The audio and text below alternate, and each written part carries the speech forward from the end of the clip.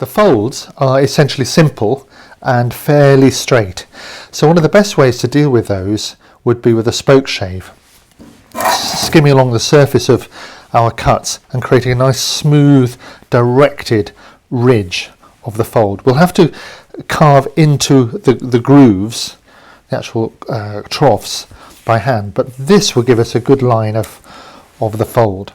Bear in mind that the shirt will fold round backwards, so there's a sort of what I call a horizon line along here, behind which the shirt is going to fold over. So as we do this fold here, for example, we need to come round so that the spoke shave will become vertical, and then it can pass round underneath, but don't go underneath yet. Keep all that for the moment. Another tool you might use is a block plane, like this.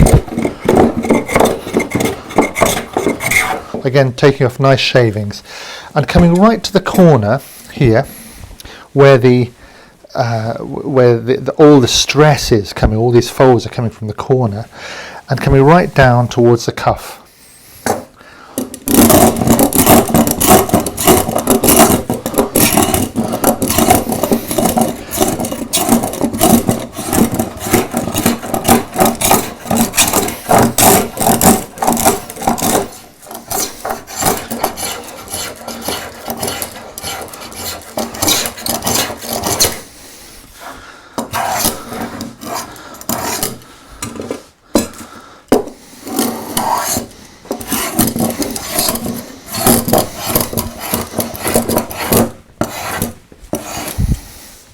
I've finished with the spoke shave and the block plane, and I put the carving upright so you can see it a bit better. And I think you'll agree that these strong folds now make a big difference. You can see them quite clearly, and from those folds we can now work into the rest of the carving, refining the surfaces, creating more shadow, and generally moving the whole piece on to look a bit more like the model. So I'm working over the surface here with ever flatter gouges. So I'm starting with something that's about a number 5 or 6.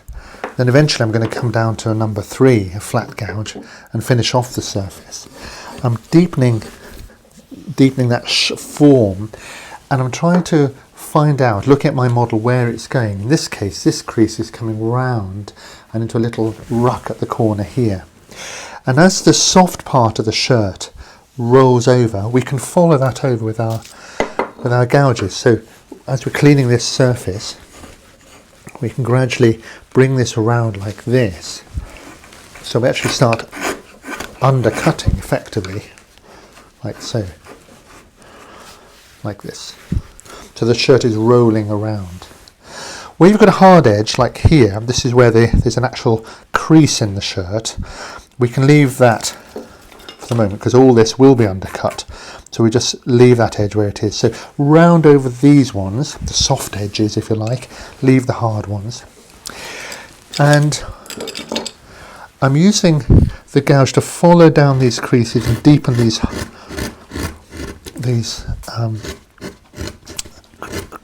what should we call them? Troughs between the ridges. And then as I follow down from both sides like this, following the form, I can then start cleaning up, and either you can do it with the grain like this. So depending on how the lies run, how the grain is lying, you can run the tool this way or this way. But the problem is these little,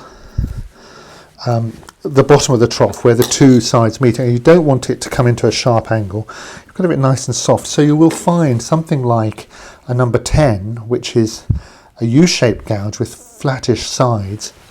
It'd be really good to just finish off the bottom along the grain like this.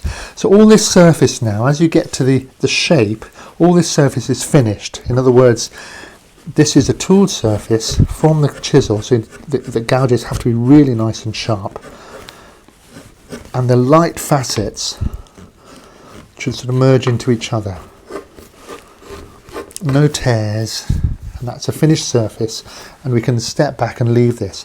So work various areas. So you can work this area down into the cuff and to the other side, and then work towards the middle.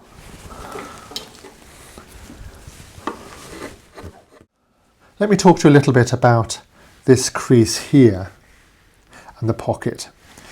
This crease arises because the arm of the shirt hangs over the body. So you could in fact in a real shirt go right through there and out the back of the shirt. So as I follow this around with my carving tool, I'm going to follow and eventually undercut quite heavily in there and create a very, very strong shadow. That tells me that there's a sleeve sitting on the shirt. And I've continued this crease right back up to the top, and I've been removing wood. And as I've removed wood, the pocket, I've reduced it back a little bit, but I've allowed the pocket to stand proud here. And the pocket is quite a nice feature. And instead of thinking of applying a pocket to the shirt, the pocket sort of arises out of the form. So here's my line of the top of the pocket that I've taken across, and the pocket itself, you see, comes up over this ruck, this fold here. So when it's eventually in position, you can see where this line goes down and through, so the pocket will run round and back up and underneath. And it'll also have little rucks in its own right as it sort of comes forward. We're going to hollow behind that, make a little feature of the pocket. So just work the folds, but bear in mind that the pocket is arising up here out of it. And also back here, take wood away from here and up under the, don't undercut, but up and around the collar here.